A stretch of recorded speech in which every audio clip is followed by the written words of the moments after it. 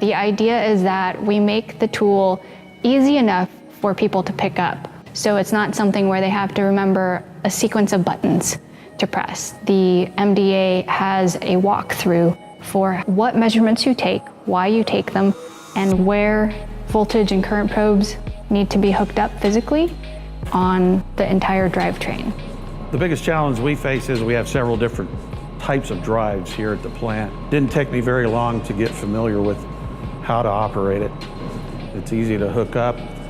It gives you the directions on how you need to hook it up right there on the screen for each test.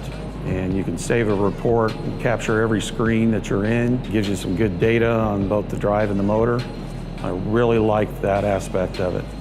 When you get to the MDA menu, it has a list of tests that you go through, and it's very structured, and you can just go straight to that test without any question, without any setup, without any fussing around with any more buttons. And it covers the entire drivetrain, from the input of the variable frequency drive to the rotating motor shaft.